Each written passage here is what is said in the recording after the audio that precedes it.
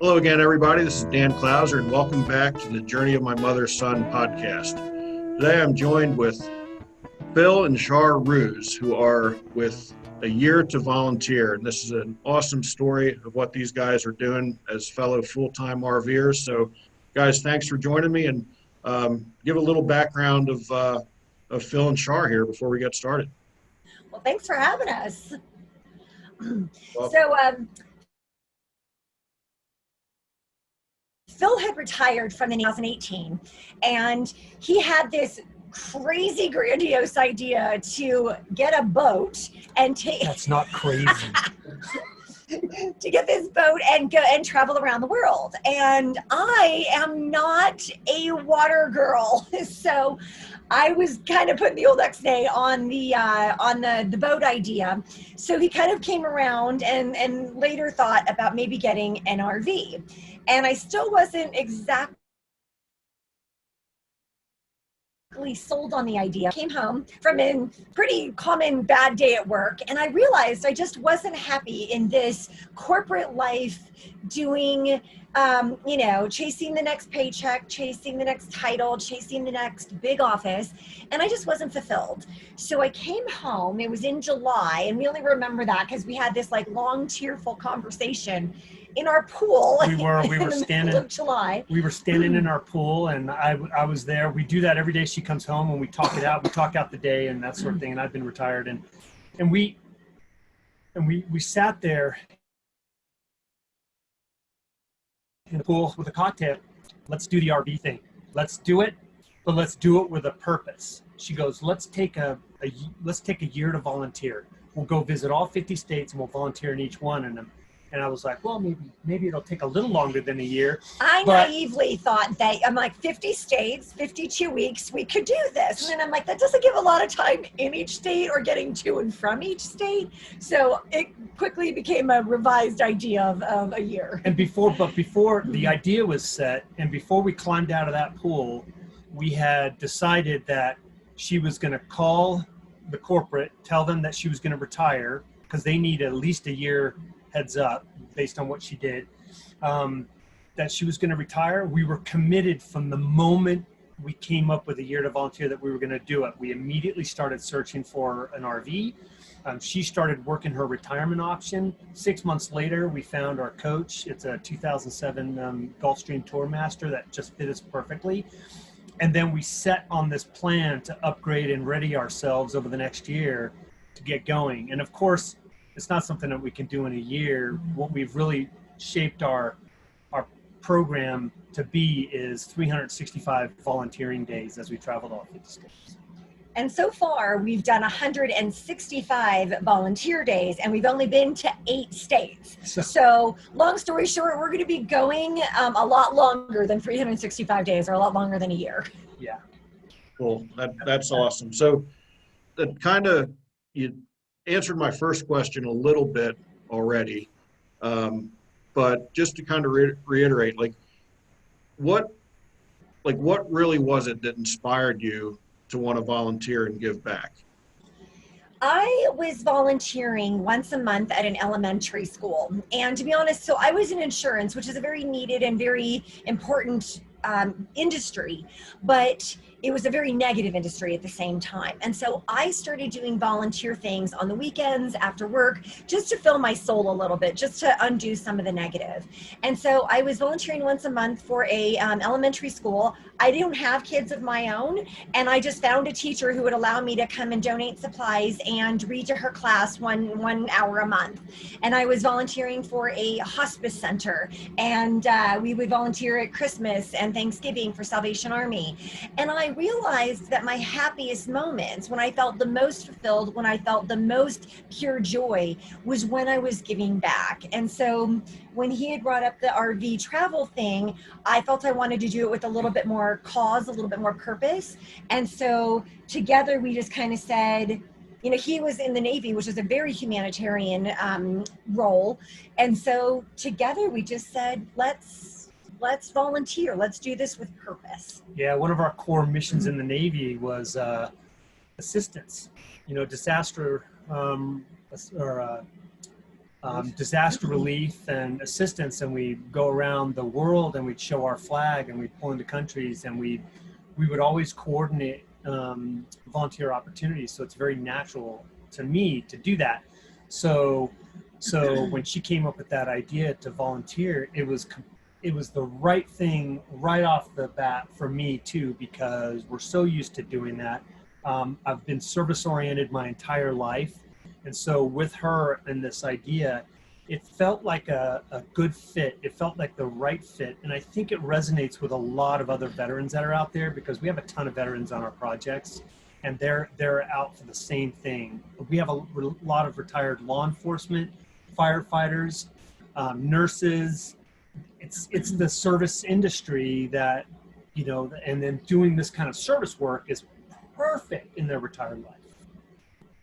That's awesome. One thing, Shar, that you said about how you felt fulfilled by giving back. And I know that's one thing, you know, you guys know my background a little bit, and the inspiration, you know, from my mom, and, you know, she would just drag me to different things that she was volunteering at when I was younger, and it just made a huge impression on me to continue to give back as I grew up. So, I mean, that's one thing that I've personally found is just the fulfillment. Like we go in this thinking that we're helping someone else, and in the end, we find we're helping ourselves. Absolutely, yeah. So, you know, what do you think it is? I mean, obviously, both you guys have this background of giving back. I mean, what do you think it is that fulfills you so much when you're out there doing something for someone else? I mean, I think for me, it's the sense of selflessness. Somehow, whenever you help somebody, no matter what it is, it naturally just makes you feel good. If you rescue somebody from drowning, if Phil was on a train in New York when we lived there, and some guy was choking, and he gave him the Heimlich, and he saved that life. But it somehow makes you feel like you just did something that mattered. I guess maybe that's a little bit of what it is, that you have a little bit of purpose. You feel that you've made a little bit of a difference. And if you died that very moment, if you were able to somehow make something last in the world that was beyond you, that sustains you, that continues well past you've left, I don't know, maybe you've lived a good life then. And I kind of look at the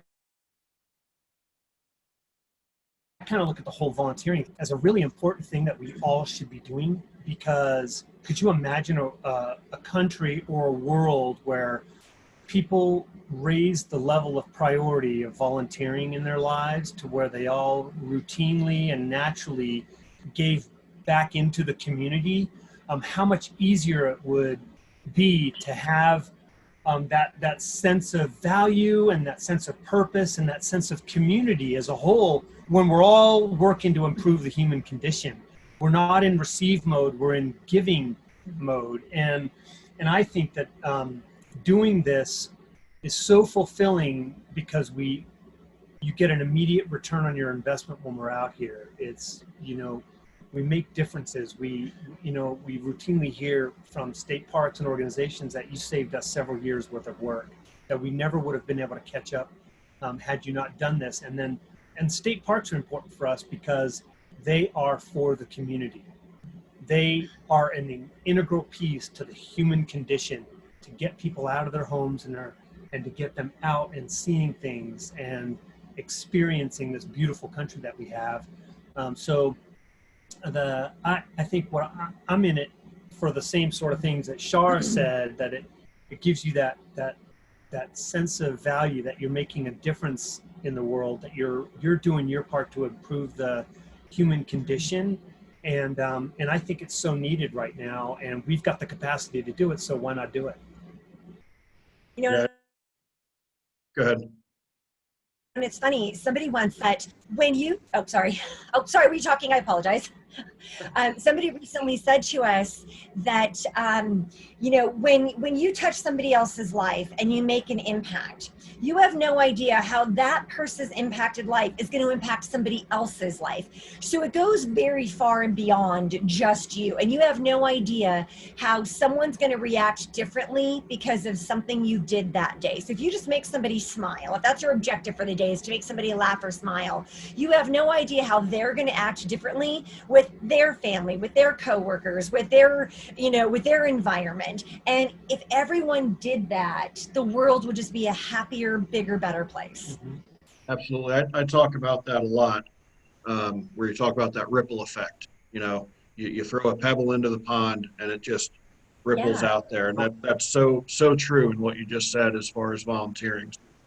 Again, I absolutely love what you guys are doing. So to get into a little bit more of the nuts and bolts of how it works. I mean, how do you guys go about, finding a location and scheduling a project and, kind of putting a timeline? Okay, this is going to take X amount of days and X amount of volunteers. So I know you guys are in Montana right now. So, we'll talk about this particular project. How did it come to place, and, how does it come together? What happens behind the scenes? We started this. It's funny because we thought, well, we're going to volunteer in every state. We're going to work our way like this all the way across. Doesn't work like that at all.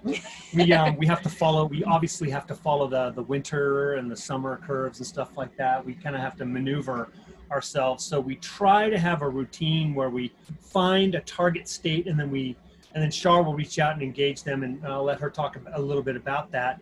But we actually started the coordination on this particular project May of last year. So we're 11 months in, and it was tied to, and Montana State Parks was phenomenal because we got into Zoom meetings with the entire state park organization to target the right park at the right time when they have the right amount of funding to do what we're going to do, which is replace a lot of the stringers and the boardwalk that they have here.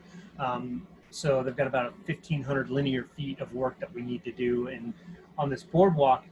And so it either we'll build a project that's a month in the distant and we can make it happen, or we'll get as much lead time as possible. I think our natural inclination is to try to start researching a target area where we'll be, and then put it on the books 6 months in advance. And then she's the one who does all the calling and the coordinating.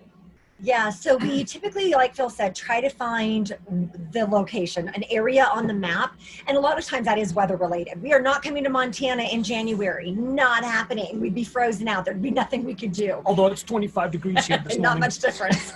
Of course, they said when we got here, I think they said it was negative 45 at the coldest in the winter. And I said, no, thank you, which is why we weren't here in January. So we find that spot. And then basically I just go online. I look at news stories for places that have had tornadoes, hurricanes, some type of weather damage, fires, or they just got cut in funding and they have these big things that they've been trying to do, or they've been trying to build a playground. So I just start emailing, calling, going online and looking on Facebook, reaching out through social media. And a lot of times it's just whoever says yes. We have right now, last week we had a phone call with Michigan State Parks, and they learned about it, so they were very receptive to working with us. And we left it at the end of the conversation. Okay, let me go out to, I understand what you guys are all about and how you guys operate. Let me canvass all of our state parks and let's see if we can find the right type of project with the greatest impact that you bring. We could definitely use it. We don't know where that's going to be, but we'll get back to you in a couple weeks so we can put it. And then we just go with it. They find it, we tackle it, and we go. Yep. That's awesome. So how do you go about getting people involved, getting other volunteers out there, and what do their qualifications need to be?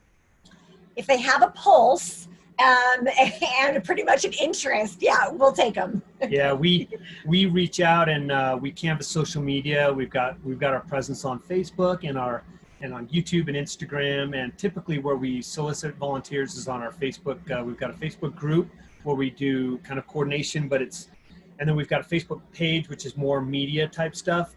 And we will throw out, okay, heads up, here comes a project in Wisconsin in August, or Michigan in September. Start looking at your plans, but this is what we're going to do.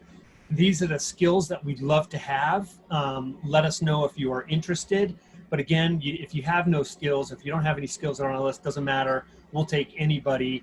And our last project at Davy Crockett Birthplace State Park, where we built an amphitheater amongst a bunch of other things, most of the folks there, 75 to 80% of the skill sets or 75 to 80% of the people there didn't really have any definable skills when they came in, but they all contributed, and they did some of the heavy lifting on the big carpentry projects and stuff like that. So we've been super successful at 100% of our projects, and that's how we build the list. We just naturally build the list, and then we find the skill sets that we need.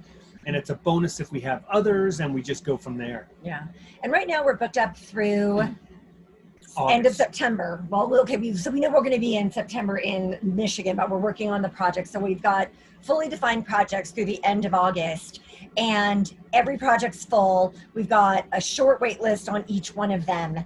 And we have found, one of the most amazing things about this is that we have found people want to help. People want to do good. You just have to make the space easy and conducive for people showing up and just getting to work. I usually tell a story that when I was trying to volunteer for a hospice center, it took me 5 months to get the application, to go through the background check, to do the drug test. Who sticks around for 5 months while you're trying to get approved before you can do any of the fun stuff? And we have found that by us going behind the scenes, finding the projects, getting them all scheduled out, and just saying, hey people, this is where we are, this is what we're doing, all you have to do is show up.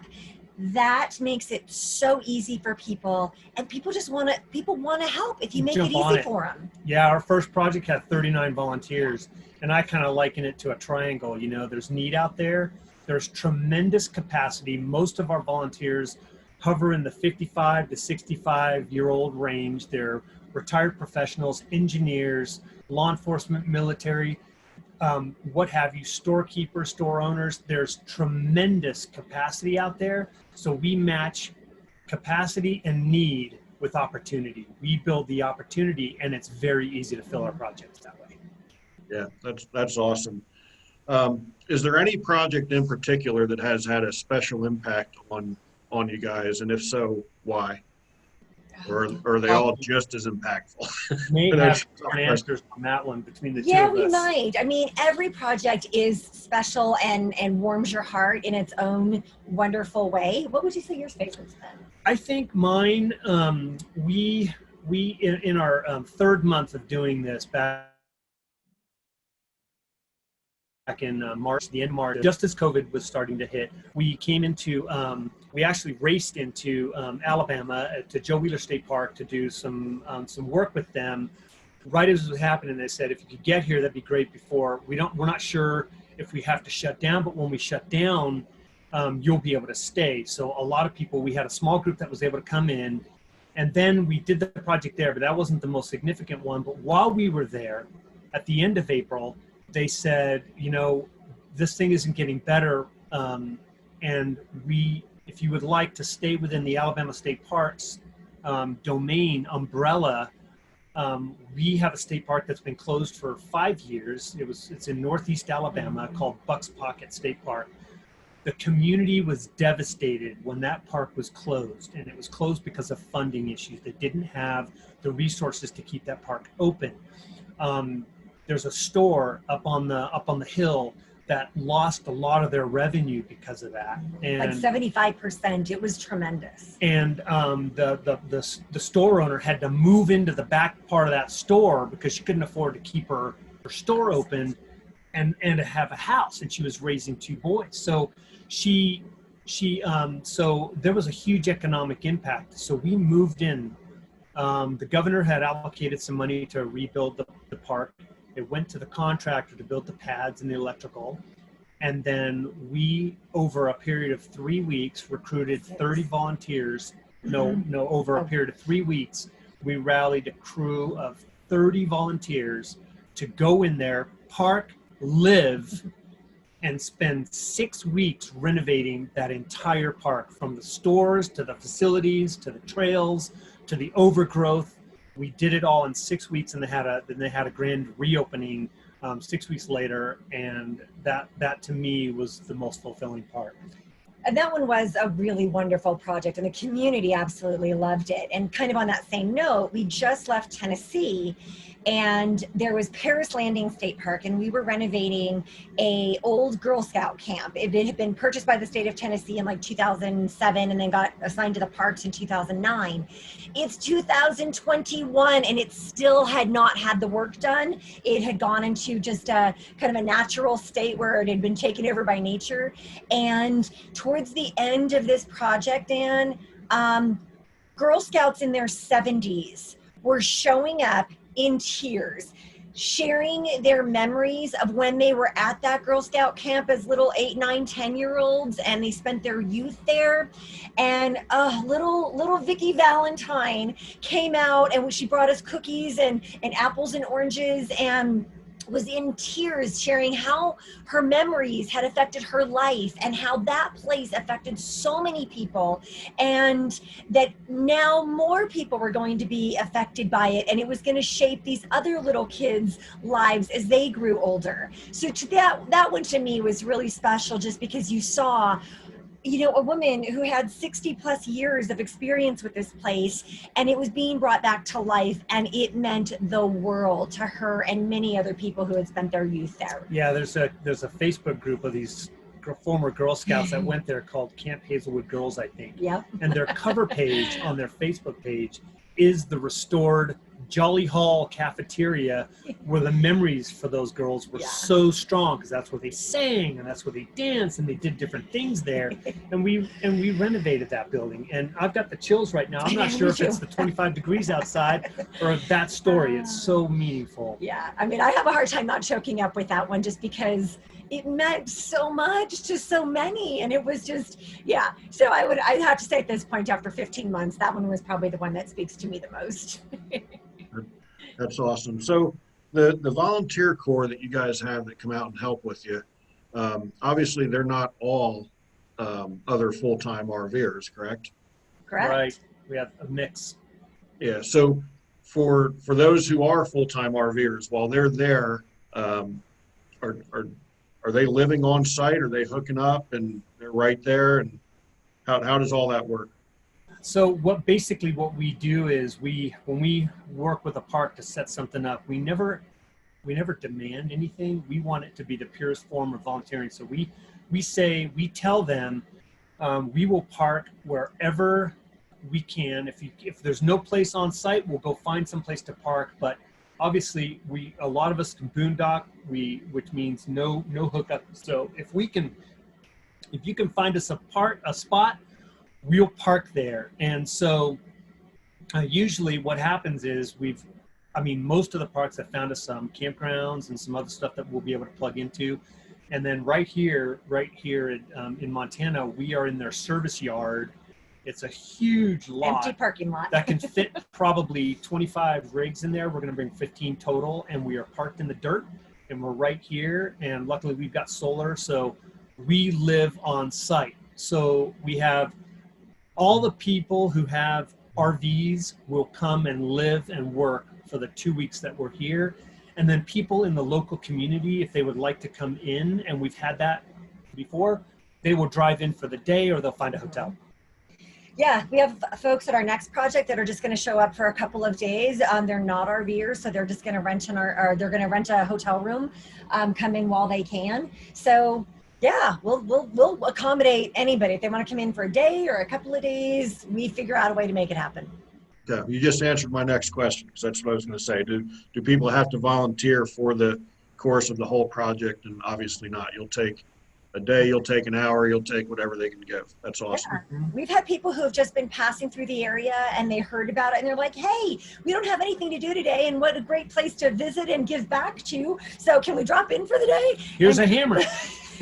Come on in, grab a rake and grab a paintbrush. Here's a shovel. That's awesome. That's awesome. And I can only imagine that for those who are staying on site, that there really becomes an incredible sense of community during that time of everybody, out there and helping and getting involved. And one of the most amazing things that we've found through this endeavor, through this project, is that people who have met one time at a previous project often become friends for life. And we have heard time and time again, they met and now they have spoken or emailed or texted every single day for the last year since they met at that one key project. And yeah, it becomes a family. It really does. COVID made it tough because we have to be conservative in our safety, and that's one of the only reasons that we've been able to continue doing the project. Our project is because we impart some safety protocols for that, but other than that, we will still have our campfires, we'll still sit around. I would say that the social aspect of what we do and the fun factor is 50%. We typically work from 9 to 3:30 because, hey, we're all retired at 9 to 3:30. But we get way more done. Some people start earlier, some people start later. We don't have time cards. We don't ask people, we don't tell people when they have to start, when they stop, except, we say this is, and if you need to take a day, you can take a day. But so it's very loosely organized, but everyone dives in, and at the end of the day, we're all sitting around a few campfires or whatever in a large circle, telling sea stories, Navy, telling stories about their life or whatever. Very, very social. And when we all leave here, we're making more friends on the road. And you probably know this too, Dan, is that we're making more friends on the road in the RV community than we typically would in our own neighborhood, because we're all locked in our houses and our yards, and there's a limited circle of people that we get to know and become friends with. Well, in the RV community, we're building friendships everywhere we go because our scenery changes. Yeah. It's fantastic. Yeah, I love that. Like I said, COVID has impacted that a little bit, for us so far, but we're looking forward to when things start to open up and loosen up. But I can totally relate to what you're saying about, becoming a community with a volunteer, because I know, when my mom would go and volunteer for hurricane relief or when she was up at Ground Zero, when she had passed away, we were getting letters for months beyond about, hey, I heard about your mom. So sorry. I met her at such and such, fill in the blank. And, I know she would, travel. She went up to Nova Scotia to, visit for a couple of weeks with people that she'd met at Ground Zero. So I can completely understand how that community gets built through volunteering. Because again, I mean, it's, when you're there and you're all doing something that's bigger than yourself, I think that has a tremendous, tremendous impact on, everybody that's involved, for sure. Absolutely. So yeah, I mean, I love it. I mean, I hope that Sandy and I can get together with you guys at some point. I kind of keep looking at your schedule and, where we're at, and nothing's coincided yet, but I'm sure it will. So you guys said you have projects out into early September scheduled right now. Is that correct? Yep. And obviously you answered, again, one of my questions earlier on, in the fact that a year to volunteer is going to be several years to volunteer the way it's looking. So, beyond September, obviously right now you're looking for projects to put together. They're in the early phases now. Are there people that have reached out to you and said, hey, I've got a project? Is that something that started to happen? Twice, yeah. So our June project in Oklahoma, a guy who works for a city park system sent us a Facebook message and said, hey, what does it take to have you do a project at our place? And we're like, oh my gosh, this has never happened. So we reached out, called him on the phone, and he's got a whole park in Healdton, Oklahoma that basically all needs renovated. Yeah. Yeah. So it's so he is one that found us on Instagram or on Facebook, and then somebody else who was going to be joining us at one of our projects in Alabama. Yeah, Lori. She was going to join us in Alabama, but she also works with the rescue up in Wisconsin, a raptor rescue. It's actually not just a raptor rescue. It's endangered birds, and they have the need to improve their facilities up there. So we spoke to the lady Marge who has this this animal rescue, this bird rescue, and she wanted to create this large enclosure called a passerine enclosure. And passerines are types of birds. 80% of the birds in the U.S. are passerines, small birds like songbirds and different birds, and they either rescue and rehabilitate, release, or raise these passerines, and then so they needed that support. So she reached out to us and said, "Hey, have I got a great project for you in Wisconsin?" And we jumped on that one because my mother, and we talked about how your mother and my mother are very, very similar. She founded an animal rescue. It started out as kind of like a zoo for rescued animals, exotic animals that were either unwanted or had been captured by Fish and Game or something like that. In Arizona, she created a zoo or a wildlife rehab facility. It's still going today, even though she's been gone for 17 years. And so we had an instant connection with the folks up there in Wisconsin. So that is our August project, is to go up there. So those are the two that they actually found us, which was wonderful.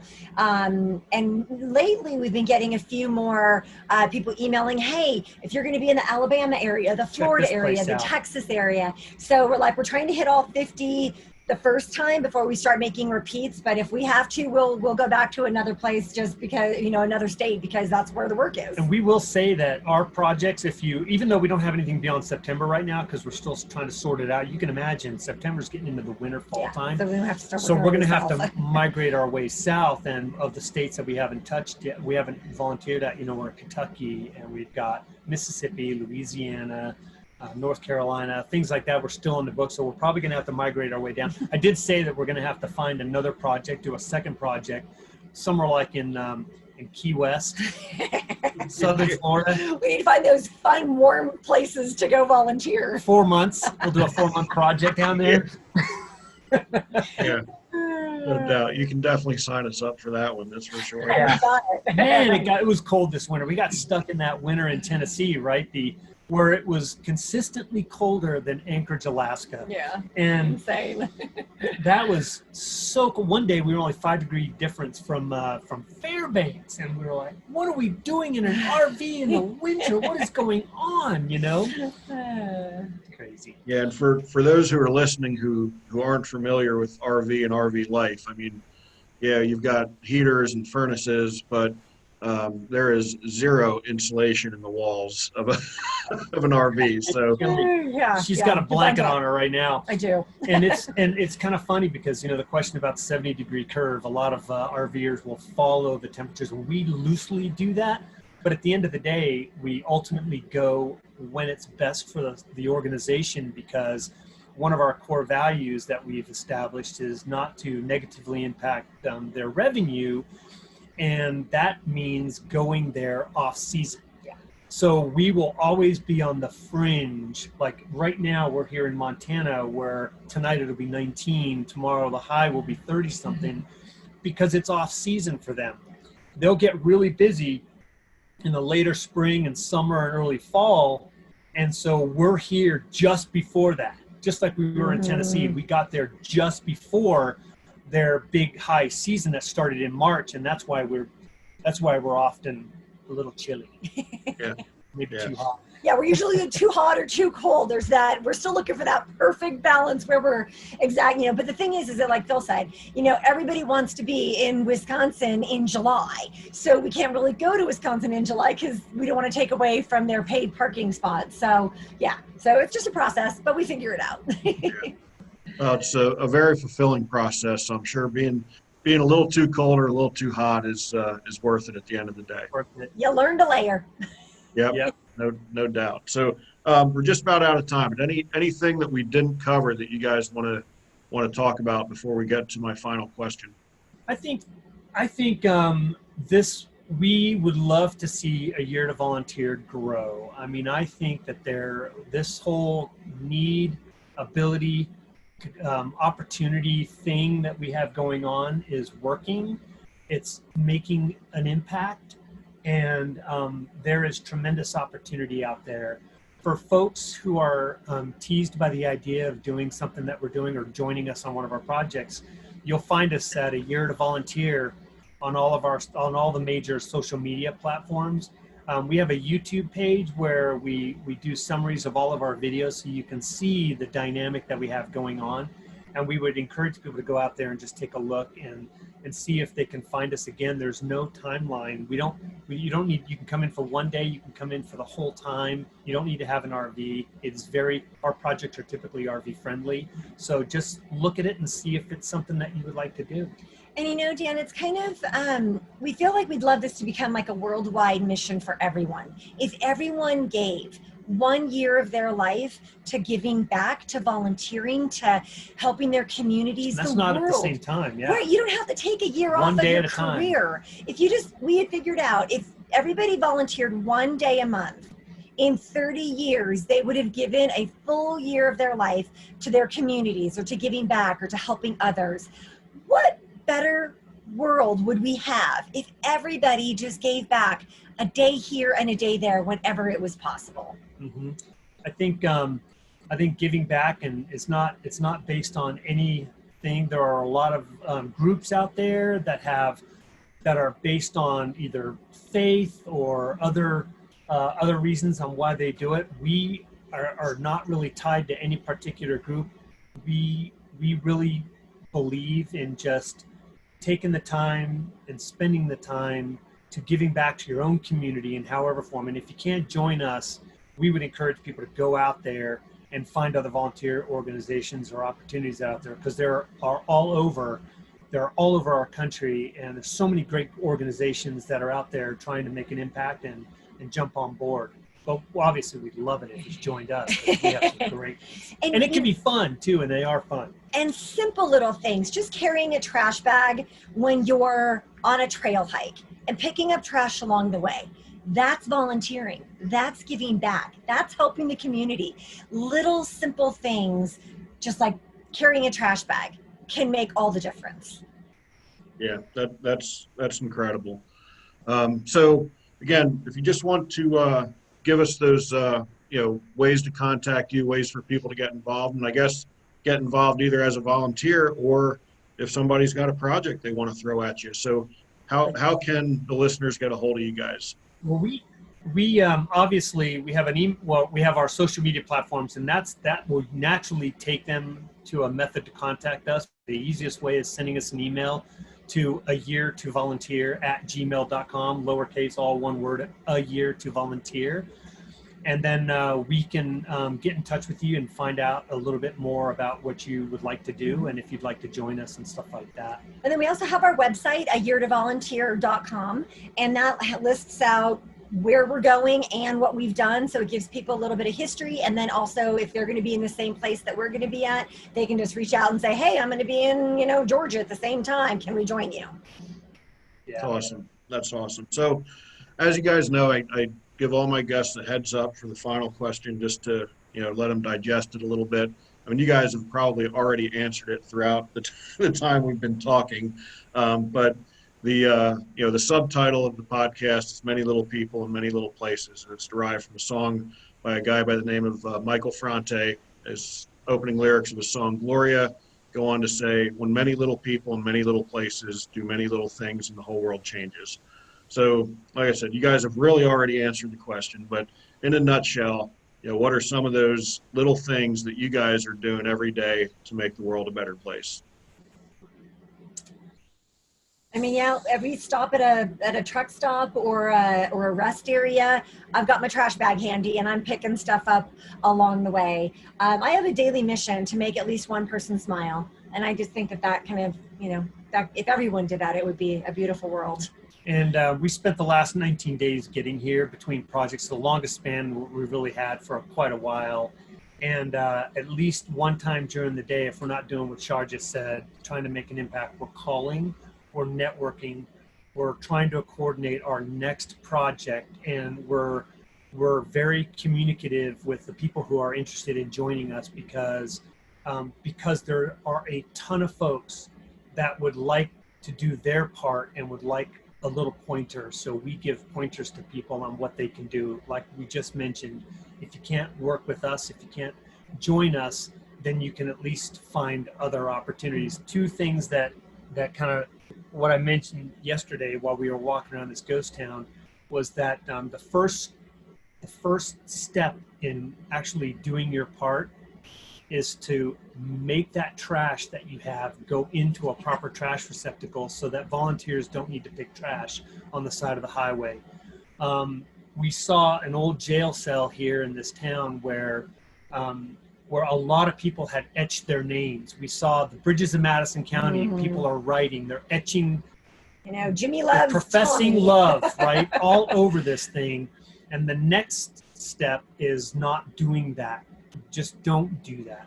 You can, by being good stewards of our environment and our community, that's a little step that you can take naturally and effortlessly to making the world a better place. And if we all did that, if we all did, so someone else doesn't need to clean up after you or fix something that you did. Don't do something that other people have to clean up.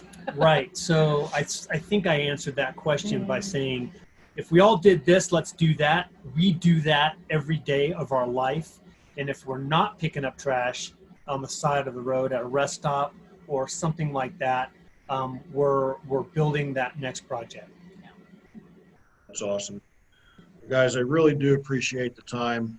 Again, I absolutely love what you guys are doing. And I know, I don't know when, but I know that Sandy and I will join you guys on a project sometime here in the future, and we're looking forward to that. So that'd be awesome. What skills do you have? You good with a saw? I can pick stuff up. I can be a grunt and carry a lot of 2x4s and a lot of lumber around if needed. That has a lot of value, my friend. My brother always makes fun of my hammering skills because he was a carpenter before he became a physical therapist, and he still will hammer me sometimes about my lack of hammering skills and sawing skills. But I can definitely pick up some stuff and hold it for the guy who knows how to cut it right. So I can definitely do that.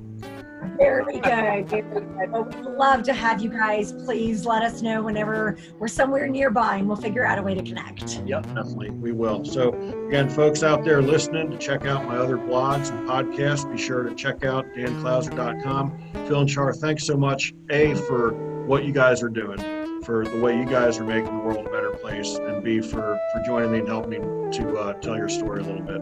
Yeah, we're honored. Our pleasure. Thank you so much. Thank you. Thanks.